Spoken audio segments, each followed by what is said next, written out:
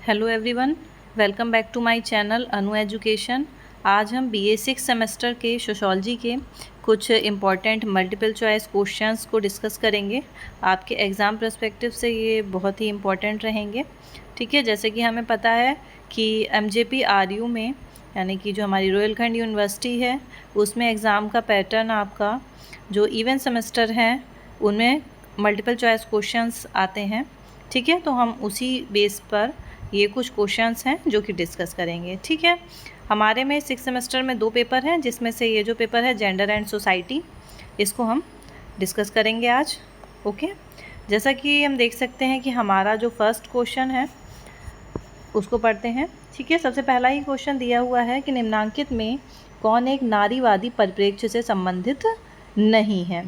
ठीक है, एक तो सबसे पहले इस चीज़ से बच्चों ध्यान दिया करो कि ये जो नहीं वर्ड है, ठीक है ना, ज़्यादातर हम क्वेश्चन को पढ़ते हैं और तुरंत उसका आंसर टिक कर देते हैं कि मतलब बहुत खुश हो जाते हैं कि हमें आता है। ठीक है, लेकिन ये नहीं वाला जो वर्ड है ना, ये हम उसमें ध्यान नहीं देते हैं। ठीक है, तो उस पर ध्यान देना है। अब क्वेश्चन को दोबारा पढ़ते हैं।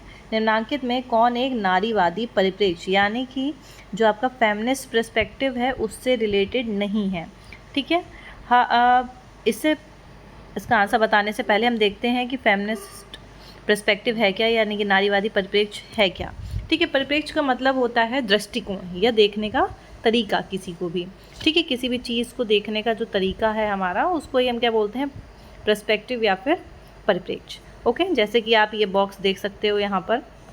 ठीक है, यहाँ क्या लिखा है, एक व्यापक अर्थ में नारीवादी परिप्रेक्ष्य का संबंध उन विचारों और क्रियाओं से है जिनके द्वारा पुरुषों और स्त्रियों की उच्चता और निम्नता को समाप्त करके लैंगिक समानता पर बल दिया जा सके। ठीक है, यानी कि नारीवादी परिप्रेक्ष्य क्या करता है, एक ऐसी विचारधारा है ये, ठीक है, यह विचारों क्रियाओं से संबंध है इसका, जिनके द्वारा जैसे कि हमारे समाज में पुरुषों को अधिक महत्व दिया जाता है, ऊंचा स्थान प्राप्त है, स्त्रियों को कम महत्व दिया जाता है, तो इन सब चीज़ों को समाप्त करके लैंगिक समानता पर भी बल दिया जाए, उन विचारों को ये प्रोत्साहित करता है नारीवादी परिप्रेक्ष्य। ठीक है, लैंगिक परिप्रेक्ष्य इस तथ्य पर बल देता है कि एक लंबे समय से पुरुषों और स्त्रियों के बीच प्रभुत्व और अधीनता के जो संबंध रहे हैं उनका उन्मूलन किस तरह किया जा सकता है। ठीक है, समझ में आया आई थिंक। नारीवादी परिप्रेक्ष्य क्या है, सिर्फ एक दृष्टिकोण है जो किस पर आधारित है कि ये जो महिलाओं को निम्न और पुरुषों को उच्च माना जाता है और उनके बीच में जो भेदभाव होता है या जो असमानता है उसको कैसे ख़त्म किया जा सके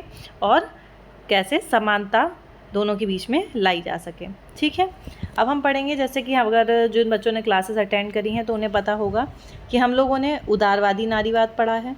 ठीक है, यानी कि एक नारीवादी परिप्रेक्ष्य है, उग्रवादी नारीवाद भी एक नारीवादी परिप्रेक्ष्य है और समाजवादी नारीवाद भी। ठीक है, ये सारे फेमिनिस्ट जो हैं आपके पर्सपेक्टिव्स हैं। ओके, लेकिन ये जो विषम लिंगीय नारीवाद है ये आपका कोई भी नारीवादी परिप्रेक्ष्य नहीं है। ठीक है, यही पूछा था कौन सा नहीं है, तो आपका हो जाएगा विषम लिंगीय नारीवाद, ये कोई भी नारीवाद नहीं है। ठीक है, इसके अलावा आपका जो चौथा है, एक उदारवादी नारीवाद होता है, उग्रवादी नारीवाद है, समाजवादी नारीवाद है और चौथा है मार्क्सवादी नारीवाद। ठीक है, ये अलग अलग पर्सपेक्टिव हैं जो नारीवाद को या महिलाओं की स्थिति को समाज में अलग अलग दृष्टि से देखते हैं।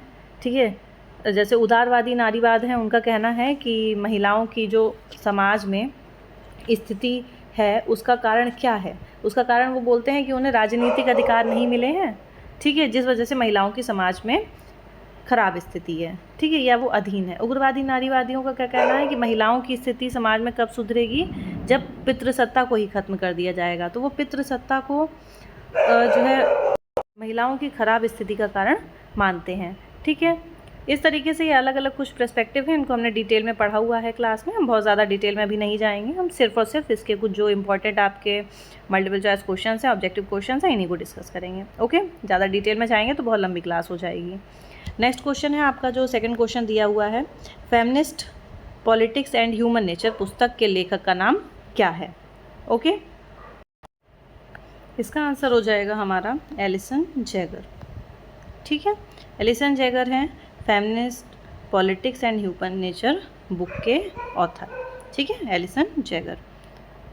नेक्स्ट क्वेश्चन है, जो उपागम परिवार कार्यस्थल, शिक्षा और राजनीति के क्षेत्र में स्त्रियों तथा पुरुषों की समानता पर बल देता है उसे कहा जाता है। यानी कि जो हमें अभी हम लोगों ने जो फर्स्ट क्वेश्चन में चारों पर्सपेक्टिव देखे हैं ना, वही पूछ रहा है कि उनमें से कौन सा पर्सपेक्टिव है जो कि महिलाओं और पुरुषों की समानता पर बल देता है। ठीक है, बहुत सिंपल सा है। इसका हो जाएगा आपका उदारवादी परिप्रेक्ष्य। ठीक है, इसको अच्छा हम थोड़ा सा डिटेल में भी बता देंगे, एक छोटा सा मैं डायग्राम बना के उसको समझा दूंगी कि आपका ये जो अलग अलग नारीवादी परिप्रेक्ष्य हैं उसमें क्या क्या कहा गया है। ठीक है, तो उदारवादी परिप्रेक्ष्य क्या कहता है, पुरुषों और महिलाओं की समानता के बारे में बात करता है, चाहे वो परिवार में दोनों की समानता के बारे में हो, कार्यस्थल पर, शिक्षा, राजनीति, हर क्षेत्र में उनका क्या कहना है कि महिलाओं और पुरुषों को दोनों को ही समान अधिकार मिलने चाहिए। ठीक है, कौन कहता है, उदारवादी परिप्रेक्ष्य। ये लिबरल फेमिनिज्म है, ये है ना, यानी कि ये बहुत बड़े परिवर्तन की मांग नहीं कर रहे हैं सोसाइटी में। इनका सिंपली कहना है कि हाँ, जो अधिकार पुरुषों को दिए गए हैं वही महिलाओं को भी दे दो, बस। ठीक है, इतनी ही डिमांड है इस पर्सपेक्टिव में। ओके, नेक्स्ट क्वेश्चन है आपका 4th वाला, देखते हैं क्या लिखा हुआ है। निम्नांकित में से कौन सा लेखक उदारवादी परिप्रेक्ष्य का प्रमुख समर्थक है। ठीक है, फिर से क्वेश्चन पूछा, उदारवादी परिप्रेक्ष्य का प्रमुख समर्थक कौन सा लेखक है इनमें से। इसका आंसर हो जाएगा आपका जॉन स्टुअर्ट मिल। ठीक है, अभी हम देख लेंगे कौन कौन से लेखक कौन से पर्सपेक्टिव से रिलेटेड हैं आपके। ठीक है, तो ये ध्यान रखना, जो जॉन स्टुअर्ट मिल हैं ये किससे रिलेटेड है, उदारवादी परिप्रेक्ष्य से। ठीक है, ये कहाँ के थे, इंग्लैंड के थे। ओके, ये ध्यान रखना इंपॉर्टेंट है। नेक्स्ट है, देखो अब जैसे कि मैंने अभी कहा कि हम देख लेते हैं चारों परिप्रेक्ष्य आपके, और उनमें कौन कौन से लेखक आ जाते हैं या कौन कौन से उनके समर्थक हैं। जैसे कि पहला हम देखेंगे उदारवादी परिप्रेक्ष्य। उदारवादी परिप्रेक्ष्य के कौन कौन समर्थक हैं, पहले जॉन स्टुअर्ट मिल। ओके, ये इनकी बुक्स लिखी हैं सामने बच्चों, जो कि इंपॉर्टेंट हैं, ये ऑब्जेक्टिव्स में आपके पूछी जा सकती हैं। ठीक है, जॉन स्टुअर्ट मिल उदारवादी परिप्रेक्ष्य से रिलेटेड हैं। इनकी बुक का नाम है द सब्जेक्शन ऑफ वुमेन। ठीक है, दूसरा बेटी फ्रीडन, द फेमिनिन मिस्टिक। जो बेटी फ्रीडन है इनको हम दो साइड में, यानी जो फर्स्ट वेव है और सेकंड वेव है, दोनों में हम काउंट भी करते हैं। जैसे हम फेमिनिज्म की वेव्स पढ़ते हैं अलग अलग। ठीक है, तो ये जो है आपकी दोनों में आ जाती है। तीसरे हैं हैरियट टेलर। हैरियट टेलर जो हैं ये जॉन स्टुअर्ट मिल की वाइफ हैं। ठीक है, और इन्हीं से कहीं ना कहीं इंस्पायर थे जॉन स्टुअर्ट मिल, है ना, उससे ही इंस्पिरेशन मिली थी उनको। उसका मतलब उनका जो इम्पैक्ट था वो बहुत ज़्यादा पड़ा था J.S. मिल के ऊपर। ठीक है, और जो महिलाओं के अधिकारों के बारे में फिर उन्होंने बात करी थी। ठीक है, तो हैरियट टेलर के हस्बैंड हैं John Stuart Mill. Okay, last हैं आपके 4th रेबेका वॉकर। ये भी आपके उदारवादी परिप्रेक्ष्य से रिलेटेड हैं। ठीक है, इसके अलावा और भी लोग हैं, लेकिन ये कुछ हैं, ये इंपॉर्टेंट है, इनकी बुक्स के नेम है, ये भी इंपॉर्टेंट है। अगला आ जाता है उग्रवादी। उदारवादी परिप्रेक्ष्य क्या करता है, केवल पुरुषों और महिलाओं की समानता के बारे में बात करता है। ठीक है, उनका ये कहना है कि जो अधिकार पुरुषों को मिले हुए हैं समाज में वही महिलाओं को भी मिलने चाहिए, दैट्स इट। उग्रवादी परिप्रेक्ष्य आपका क्या कहता है, बताओ, कि जो पितृसत्ता है, ठीक है, उनका कहना है ये पितृसत्ता महिलाओं की खराब स्थिति का कारण है, तो इस पितृसत्ता को ही जड़ से ख़त्म कर दो। ठीक है, ये किसका कहना है, उग्रवादी। नाम से पता चल रहा है ना, एकदम उग्र लोग हैं, है ना, बहुत ज़्यादा एकदम क्या बोल सकते हो, बहुत जैसे उदारवादी यानी कि ठीक है छोटी छोटी चीज़ों की मांग कर रहे हैं, बहुत बड़ा एकदम से बहुत चेंज की डिमांड नहीं कर रहे हैं। उग्रवादी यानी एकदम उग्र हो जाना, ठीक है ना, बहुत ज़्यादा एक्सट्रीम लेवल पे पहुंच जाना। तो उनका कहना है ये जो पितृसत्ता है, ये जो सोसाइटी का हमारा जो पूरा स्ट्रक्चर है, इसको ही बदल डालो पूरा, है ना। तो ये बात आपकी कही गई है। इसे आमूल परिवर्तनवादी परिप्रेक्ष्य भी कह सकते हैं, ठीक है। और हिंदी में अगर कंफ्यूज हो जाओ तो इसको रेडिकल पर्सपेक्टिव बोलते हैं, ठीक है, रेडिकल चेंज, बहुत बड़ा चेंज, ठीक है। इसमें आ जाते हैं आपका सिमोन डी बुआ, ठीक है, सबसे पहला नाम और वेरी इंपॉर्टेंट, ठीक है। ये किससे रिलेटेड है, उग्रवादी नारीवाद से, सिमोन डी बुआ, ठीक है। इनकी बुक का नाम भी बहुत इंपॉर्टेंट है, द सेकंड सेक्स, ठीक है। सेकंड आ जाते हैं आपकी कैट मिलेट। कैट मिलेट भी किससे हैं, उग्रवादी परिप्रेक्ष्य से हैं, इनकी बुक का नाम है सेक्सुअल पॉलिटिक्स। थर्ड है शुलामित फायर स्टोन, नाम से ही पता चल रहा है फायर स्टोन एकदम, है ना, फायर भड़की हुई, उग्रवादी, ठीक है। तो इनकी बुक का नाम क्या है, द डायलेक्टिक्स ऑफ सेक्स, ठीक है। तो इस तरीके से ये तीनों बहुत इंपॉर्टेंट है और तीनों के बुक्स के नेम भी बहुत इंपॉर्टेंट है बच्चों, है ना। तो इनको बहुत अच्छे से एक बार समझ लेना। तीसरा पर्सपेक्टिव है हमारा समाजवादी परिप्रेक्ष्य, ठीक है। समाजवादी परिप्रेक्ष्य का क्या कहना है कि महिलाओं को केवल वोटिंग राइट मिलने से है ना। और ये जो अधिकार हैं ये सब मिलने से उनका भला नहीं होने वाला है, ठीक है, उनको समानता के अधिकार नहीं मिलेंगे इनसे। उनका कहना है क्योंकि ये किस में, ये हमारे जो सोसाइटी है इसमें ही सेट हो गई हैं ये सारी चीज़ें, परिवार से बचपन से ही उनको ये सारी चीज़ें उनके अंदर फिट कर दी जाती हैं, ठीक है ना। तो इसलिए उन्होंने ये बोला है कि जब समाज की संरचना में परिवर्तन होगा तभी महिलाओं की स्थिति में भी परिवर्तन आएगा, ठीक है। इसमें 2 लोग इम्पॉर्टेंट हैं आपके, सबसे पहले फ्रेडरिक एंगल्स, ठीक है, फ्रेडरिक एंगल्स, इनकी बुक ये भी बहुत इंपॉर्टेंट था, the origin of the family, the state and the private property, ठीक है। फ्रेडरिक एंगल्स की बुक है, ये कैसे हैं, एक सोशलिस्ट फेमिनिस्ट हैं, ठीक है, सोशलिस्ट, ठीक है। और उग्रवादी को क्या बोलेंगे, रेडिकल, ये सब क्लासेस में पढ़ा चुके हैं वैसे, ठीक है, रेडिकल। और मार्क्सिस्ट फेमिनिस्ट, ठीक है, और उदारवादी लिबरल, ठीक है, लिबरल फेमिनिस्ट, ठीक है। ये liberal perspective, radical perspective, socialist perspective और मार्क्सियन पर्सपेक्टिव, ठीक है। और फिर आ जाते हैं हम अपना मार्क्सवादी परिप्रेक्ष्य। इसमें कौन है, एवलिन रीड, इनकी बुक का क्या नाम है, women, caste, class and oppressed sex, ठीक है। अब इनका क्या कहना था कि इसमें सबसे आपके इम्पॉर्टेंट आ जाते हैं जो, ठीक है, उसमें इनका ये कहना था कि महिलाओं की जो अधीनता वाली स्थिति है उसका कारण क्या है, संपत्ति, यानी कि जो पूंजीवादी समाज है हमारा उसमें महिलाओं के कार्यों को कोई महत्व नहीं दिया जाता है ना। उसमें पुरुषों के ही काम को महत्व दिया जाता है, महिलाएं जो भी काम करती हैं उसके लिए ना तो उन्हें कोई वेतन दिया जाता है, ठीक है, ना ही उनकी वैल्यू करी जाती है। तो उनका अगर महिलाएं ऐसे ही फ्री में समझ लो सारा काम करती रहेंगी, ठीक है, तो उससे क्या होगा, उनकी स्थिति खराब होती चली जाएगी, ठीक है। तो इस तरीके से उन्होंने मार्क्सवादी परिप्रेक्ष्य के जो लोग थे उनका ये कहना था कि हाँ ये जो पूंजीवादी समाज है ये महिलाओं की खराब स्थिति का कारण है, जिसमें महिलाएं क्या हैं, एक मजदूर की तरह, जैसे कि जो मार्क्स को पढ़ते हैं तो मार्क्स ने क्या कहा था कि समाज में 2 वर्ग होते हैं, एक क्या होता है जो आपका पूंजीपति वर्ग है, दूसरा है सर्वहारा, ठीक है। तो जो पूंजीपति वर्ग है वो सर्वहारा पे क्या करता है, सर्वहारा का शोषण करता है, सर्वहारा से काम करवा रहा है, यानी कि जो मजदूर वर्ग है, सर्वहारा का मतलब है मजदूर वर्ग जो कि फैक्ट्री में काम कर रहे हैं, पूंजीपति यानी कि कोई भी फैक्ट्री का मालिक जिसे आप समझ सकते हैं, है ना। तो उन्होंने कहा एक पूंजीपति होता है, दूसरे सर्वहारा होता है, वो पूंजीपति उस सर्वहारा वर्ग का क्या करता है, शोषण करता है और ज़्यादा से ज़्यादा लाभ कमाता है। ऐसे मार्क्सवादी जो परिप्रेक्ष्य है नारीवाद से संबंधित हमारा, उसमें क्या कहना है कि महिला क्या है, वो एक सर्वहारा वर्ग है और पूंजीपति कौन है, पुरुष। तो उन्होंने पुरुष वर्ग को पूंजीपति मान लिया और महिलाओं को सर्वहारा मान लिया, और जिसमें पुरुष क्या कर रहा है, महिलाओं का शोषण कर रहा है, यानी कि वो उनके कार्यों के लिए उन्हें कोई वेतन भी नहीं दे रहा है, और जो लाभ प्राप्त हो रहा है वो किसको प्राप्त हो रहा है, पुरुषों को प्राप्त हो रहा है, ठीक है। तो इस तरीके से ये जो मार्क्सवादी परिप्रेक्ष्य है हमारा फेमिनिज्म से रिलेटेड है, ओके। तो इसमें ये बात कही गई है, आई थिंक थोड़ा सा क्लियर हुआ होगा, है ना। और इन सब के ये जो नेम हैं और प्लस इनकी बुक्स के नेम, ये बहुत इंपॉर्टेंट है, इनको अच्छे से तैयार कर लेना। नेक्स्ट, अच्छा हमने आंसर शायद नहीं देखा है, अब हाँ देख लिया था, जॉन स्टुअर्ट मिल उदारवादी परिप्रेक्ष्य से रिलेटेड है, ओके। नेक्स्ट है, जिस नारीवादी विचारक ने महिलाओं के श्रम को पुरुषों के लिए अतिरिक्त मूल्य के रूप में वर्णित किया है उसका क्या नाम है, यानी कि ऐसा कौन सा नारीवादी विचारक है जिसने क्या कहा है, महिलाओं का जो श्रम है वो पुरुषों के लिए क्या है, एक अतिरिक्त मूल्य क्या होता है, लाभ।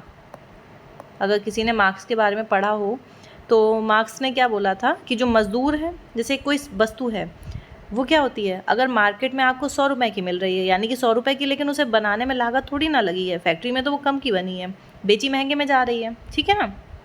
तो किसी वस्तु के जो बनने की कीमत होती है, ठीक है, बनने की जो लागत है, और प्लस उसके बाद में जब उसे बेचा गया है, ठीक है, मान लो बनने में लगे हैं उसको 70 रुपये खर्च हुए और बेचा जा रहा है 100 रुपये में, ठीक है, तो बीच में गैप कितना है, 30 रुपये का फ़ायदा हो रहा है। तो ये जो लाभ है इसी को ही क्या नाम दिया गया है, अतिरिक्त मूल्य कहा है, ठीक है। मार्क्स ने इसी को क्या कहा है, ये जो बीच में जो लाभ प्राप्त होता है इसी को ही उन्होंने क्या, अतिरिक्त मूल्य कहा है। तो जो नारीवादी विचारक हैं उसमें भी उन्होंने कहा है कि ये जो महिलाओं का श्रम है ये पुरुषों के लिए क्या है, एक तरीके से यही ये जो बीच वाला लाभ है कि भाई महिलाएं उस काम के लिए वेतन भी नहीं ले रही हैं, तो भाई पुरुषों को तो उस चीज़ से फ़ायदा ही हो रहा है ना। तो उन्होंने कहा कि ये पुरुषों के लिए क्या है, एक अतिरिक्त मूल्य का काम करता है। ये बात किसने कही है? पेडी क्यू ने कही है।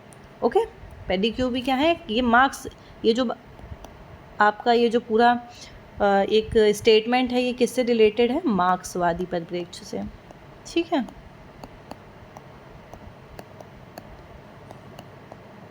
ठीक।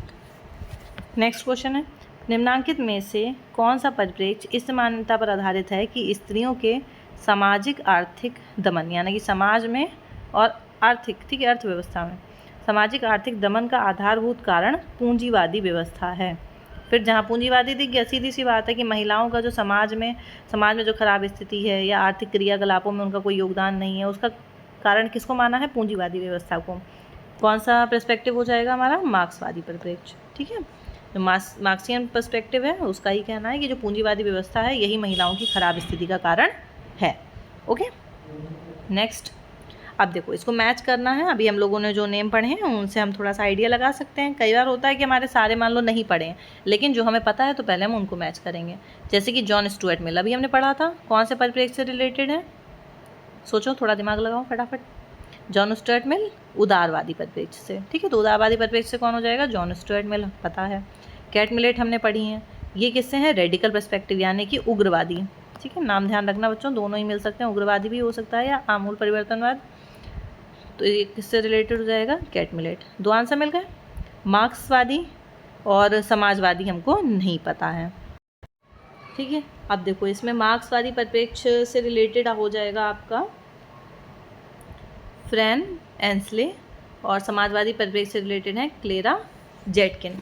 ठीक है, ये कूट वाला क्वेश्चन है आपका। वैसे इसमें कूट दिया होता तो हम बता देते आसानी से, आप लोग बता देते ABCD, मान लो ऐसे दिए हुए हैं। ठीक है, अब पहले का मान लो 1 2 3 4। ठीक है, ये हो गया आपका आंसर, ऐसे ही तो आता है। फिर 3 4 2 1 ऐसे दिया है मान लो, फिर 4 2 3 4 ऐसे है। ठीक है, फिर 2 1 3 4 ऐसे। अब हमें बताना है इन चारों में से आ बा ये सा और ये दा, अब इन चारों में से कौन सा आंसर ठीक है? तो पहले का क्या हो जाएगा?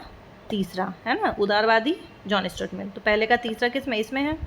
ठीक है, ये वाला मार्क्सवादी परिप्रेक्ष्य हमें कैसा, हमें आमूल परिवर्तनवाद पता था, तो डी का पहला, तो डी का पहला, यही दो मैच कर रहे हैं, इसका मतलब बा वाला ही हो जाएगा। बचे हुए हम लगा लेंगे बी का चौथा। ठीक है, तो बी का चौथा लगा दिया हमने, समाजवादी का सी का दूसरा लगा दिया। ठीक है, तो ये वाला आंसर हमारा क्या हो जाएगा? ये सही हो जाएगा। ठीक, तो आप जब उसमें जो है आपकी आंसर शीट मिलेगी, उसमें आप बी वाला ऑप्शन ऐसे करके फिल कर दोगे। ठीक, नेक्स्ट, लैंगिक समानता। ठीक है, लैंगिक समानता यानी कि दोनों पुरुष और महिलाओं को क्या इक्वल माना जाए। ठीक है, से संबंधित विकासवादी परिप्रेक्ष्य की विवेचना निम्नांकित में से किसने की है? विकासवादी परिप्रेक्ष्य के बारे में किसने बताया है? ठीक है, एक बाकी चार परिप्रेक्ष्य के अलावा एक पांचवा है विकासवादी। इसके बारे में बात कौन करता है? जूडिथ लॉर्बर। ओके, यहाँ पे आप इनके बारे में थोड़ा सा पढ़ सकते हो। जूडिथ लॉर्बर ने स्वयं अपना उदाहरण देते हुए स्पष्ट किया कि पहले वो उदारवादी परिप्रेक्ष्य से प्रभावित थी। ठीक है, उसके बाद समाजवादी परिप्रेक्ष्य उन्हें सही लगा, लेकिन आज वह अपने आप को ऐसे नारीवाद से संबंधित मानती हैं जिसका उद्देश्य क्या है? सामाजिक पुनर्निर्माण के द्वारा स्त्रियों के शोषण, दमन और उत्पीड़न को दूर करना। और इसी पर्सपेक्टिव को इन्होंने क्या नाम दिया है? विकासवादी नारीवाद। यानी कि समाज का फिर से निर्माण करना, उसमें चीज़ों को बदलना और महिलाओं की जो भी समस्याएं हैं उनको दूर करना। ठीक है, इसी पर्सपेक्टिव को उन्होंने क्या नाम दिया है? विकासवादी परिप्रेक्ष्य। तो इससे रिलेटेड कौन है? जूडिथ लॉर्बर।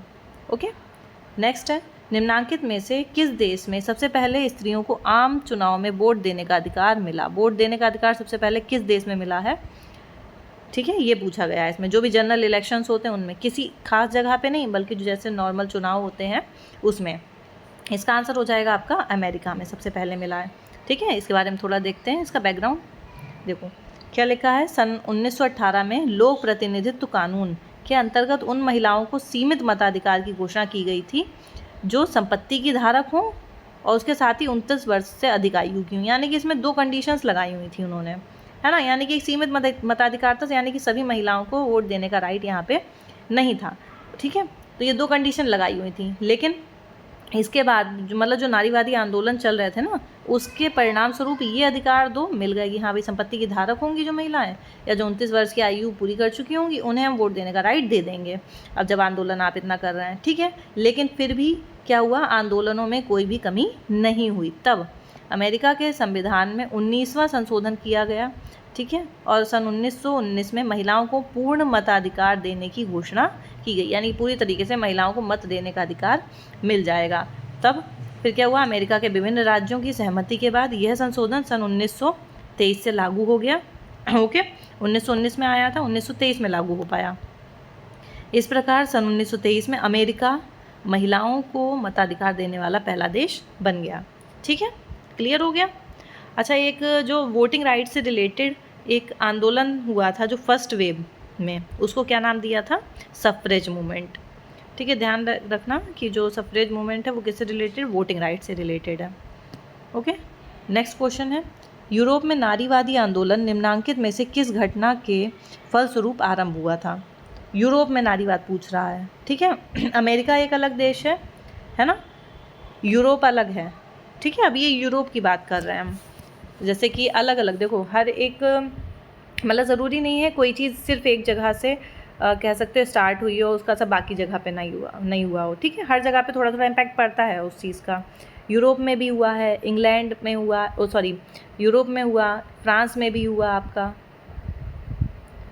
यूरोप के फ्रांस में हुआ, फ्रांस और इंग्लैंड ये सब आपका यूरोप में ही आता है। ठीक है ना, अमेरिका की हम बात कर रहे हैं। ठीक है, यूरोप के अलावा अमेरिका में भी हुआ था, है ना, दोनों में अलग अलग थोड़ा थोड़ा टाइम पीरियड का गैप है, बहुत ज़्यादा गैप नहीं है उनमें, है ना। तो यहाँ पे ये पूछ रहा है, यूरोप में नारीवादी आंदोलन निम्नांकित में से किस घटना के फलस्वरूप आरंभ हुआ था। तो यूरोप में जो फ्रांस की क्रांति हुई थी, ठीक है ना, कब हुई थी, 1789 में। जैसे कि मैंने क्लास में बताया कि जब फ्रांस की क्रांति हुई थी तो जो जितने भी पुरुष थे वहाँ के, तो वो सब क्या है भाई, जब रेवोल्यूशन हो रहा है, ठीक है, लड़ाई हो रही है, मान लो किसी व्यवस्था को बदलने की कोशिश हो रही है, तो पुरुष उसमें सारे बिजी हो गए। तो जो भी काम काज था सारा का सारा फिर सोसाइटी में वो किसको देखना पड़ा, महिलाओं को। उससे पहले वो घरों में रहती थी। अब क्या हुआ, महिलाओं को फिर ये एहसास हुआ कि हाँ, हम जो घरों में रहते थे हम तो बाहर जाके भी काम कर सकते हैं। ठीक है, यानी कि उनके अंदर ये चीज़ पैदा हुई कि हाँ, हम भी पुरुषों के बराबर काम करने के लायक हैं। ठीक है, तो वहीं से ये फेमिनिज्म आपका स्टार्ट हो जाता है। ठीक है, वहीं से नारीवादी आंदोलन शुरू हो जाते हैं। इसलिए कहा गया है कि यूरोप में जो नारीवादी आंदोलन है वो किस घटना के परिणाम स्वरूप हुआ है, फ्रांस की क्रांति के परिणाम स्वरूप। ठीक है, नेक्स्ट क्वेश्चन है, निम्नांकित में से अमेरिका की किस नारीवादी लेखिका, अब अमेरिका की पूछ रहा है, अमेरिका की नारीवादी लेखिका को नारीवादी आंदोलन की जननी कहा जाता है। ठीक है, देखो अब यहाँ क्वेश्चन पूछा है अमेरिका की पहले बात, और दूसरा नारीवादी आंदोलन की जननी। ठीक है, अब इसका आंसर हो जाएगा आपका बेटी फ्रीडन।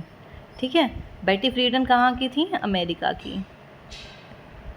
तो अमेरिका की नारीवादी आंदोलनों की जननी किसे कहते हैं, बेटी फ्रीडन। इनके बुक का क्या नाम था, द फेमिनिन मिस्टीक।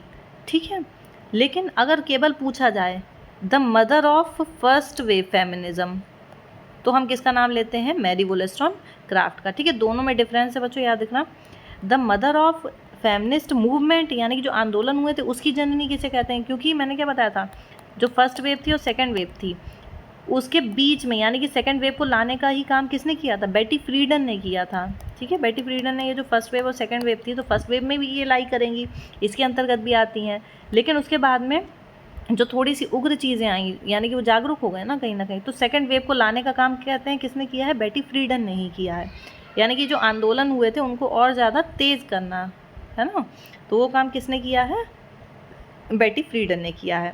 ठीक है, और लेकिन अगर क्वेश्चन बनता है mother of first wave feminism, तो हम क्या कहेंगे, या मदर ऑफ फेमिनिज्म केवल पूछेंगे तो कौन हो जाएंगी, मैरी वोलेस्टोनक्राफ्ट। ठीक है, इनकी बुक का नाम क्या था, the vindication of the rights of women. ये बहुत पूछा जाता है बच्चों, बहुत ध्यान रखना इसको। ठीक है, बुक कब आई थी, 1792 में, ये भी याद रख लेना। ठीक है, ये बहुत इंपॉर्टेंट बुक है, किसकी है, मैरी वोलेस्टोनक्राफ्ट की बुक है। ठीक है, ये अलग है वो अलग है दोनों। ठीक है, दोनों में कंफ्यूज ना, इसलिए मैंने एक ही जगह पे लिख दिया है। नेक्स्ट, लड़कियों को शिक्षा देने वाली भारत में प्रथम महिला शिक्षिका कौन थी? अब हमें पता है भारत की प्रथम महिला शिक्षिका कौन थी बच्चों, सावित्रीबाई फुले। ठीक है, ध्यान रखना। द सेक्सुअल पॉलिटिक्स पुस्तक मैंने उस टाइम अभी जो बताए हैं अलग अलग चारों परिप्रेक्ष्य आपके, उसी में लिखी थी। द सेक्सुअल पॉलिटिक्स किसकी है? केट मिलेट की बुक है। ठीक है, बहुत इंपॉर्टेंट है ये, टिक कर लो इसको। नेक्स्ट, निम्नांकित में से सेनेका फॉल्स क्या है? सेनेका फॉल्स कन्वेंशन हुआ था एक, ठीक है, सेनेका फॉल्स नामक जगह पे हुआ था, तो अमेरिका में एक स्थान है ये। ठीक है, वहीं पे ये आपका कन्वेंशन हुआ था। कब हुआ था? 1848 में। ओके, 1848 में ये जो है ये सम्मेलन हुआ था। इस सम्मेलन में पहली बार नारियों के मत देने का जो अधिकार था उसकी ऑफिशियली या कैसे सिस्टमेटिक तरीके से उसकी डिमांड करी गई थी इस सम्मेलन में ही। ठीक है, ये क्या है? अमेरिका में एक स्थान है सेनेका फॉल्स। ठीक है, अमेरिका के न्यूयॉर्क में है बल्कि और ज़्यादा। ठीक है, कब हुआ था? 1848 में। अगला क्वेश्चन है, निम्नांकित में से कौन एक भारत में महिला आंदोलन का उद्देश्य रहा है? भारत में जो वुमेन मूवमेंट हुए हैं, महिलाओं से रिलेटेड जो भी आंदोलन हुए हैं, उनका ऑब्जेक्टिव क्या था, उनका उद्देश्य क्या था? पितृसत्ता व्यवस्था का उन्मूलन? नहीं। स्त्रियों के बीच आर्थिक समानता? ये भी ऐसा कुछ नहीं था। लैंगिक भेदभाव का उन्मूलन? ठीक है, यही होगा, है ना। यानी कि ये जो पुरुषों और महिलाओं में जो डिस्क्रिमिनेशन किया जाता है, भेदभाव किया जाता है उनके लैंगिक आधार पर कि स्त्री है, ये इसको ऐसे करना है, इसको शिक्षा नहीं देनी, इसे बाहर नहीं भेजना है, इसे ये नहीं करना।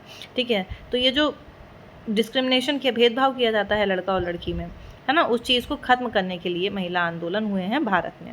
ठीक है, इसका आंसर हो जाएगा थर्ड वाला। नेक्स्ट है, भारत में स्वतंत्रता के बाद निम्नांकित में से किस एक मांग को महिला आंदोलन के प्रमुख मुद्दे के रूप में देखा गया है? ठीक है, आर्थिक निर्भरता? नहीं। सबसे पहले एकदम से आर्थिक निर्भरता की मांग नहीं करेगा, जिसे बाहर निकलने का भी अधिकार नहीं है। उस टाइम पर्दा प्रथा चल रही थी जब स्वतंत्र हुआ भारत, है ना, बहुत स्थिति खराब थी उस समय हमारे देश की, और महिलाओं की स्थिति तो और भी ज़्यादा खराब थी। ठीक है, तो अब भाई एकदम से जिस इंसान को बिल्कुल कोई अधिकार ही नहीं है, वो एकदम आर्थिक निर्भरता की बात थोड़ी ना करने लगेगा, है ना। तो सबसे पहले उनकी क्या डिमांड थी? स्वतंत्रता के बाद में महिलाओं का जो उत्पीड़न हो रहा था समाज में, उससे संरक्षण मिले। ओके, महिलाओं का जो उत्पीड़न है उससे संरक्षण मिले, ये सबसे पहली डिमांड थी महिला आंदोलनों की। ओके, नेक्स्ट, सन 1917 में एनी बेसेंट द्वारा, 1917 ये हम लोगों ने जो क्लास में मैंने पीपीटी में पढ़ाया था उसमें ये क्वेश्चन था। 1917 में एनी बेसेंट द्वारा भारत में महिला जागरूकता विकसित करने के लिए निम्नांकित में से किस संगठन की स्थापना करी गई थी? ठीक है, 1917 में एनी बेसेंट ने महिलाओं को जागरूक करने के लिए कौन से संगठन की स्थापना करी थी? भारतीय महिला संघ। ठीक है, वुमेन्स इंडियन एसोसिएशन। ध्यान रखना, नेशनल वाला नहीं है, इंडियन एसोसिएशन। ठीक है, भारतीय महिला संघ। अभी के लिए इतने ही क्वेश्चंस रखते हैं, बाकी के क्वेश्चन अगली वीडियो में डिस्कस करेंगे। इनमें कुछ कन्फ्यूज़न हो और या फिर नहीं समझ में आ रहा हो तो मुझे बता देना। ठीक है, और अगर खुद पढ़ रहा है और नई क्वेश्चन चाहिए तो भी बता देना। ठीक है, अगली वीडियो उसी पे बनाएंगे अगर ये क्वेश्चंस समझ में आए होंगे, और प्लस अगर आपको एग्ज़ाम के नज़रिए से ये सही लगे होंगे। ठीक है, अदरवाइज़ अपने आप तैयारी कर लो, कोई दिक्कत नहीं है। ओके, चलो, गॉड ब्लेस यू बच्चों, थैंक यू।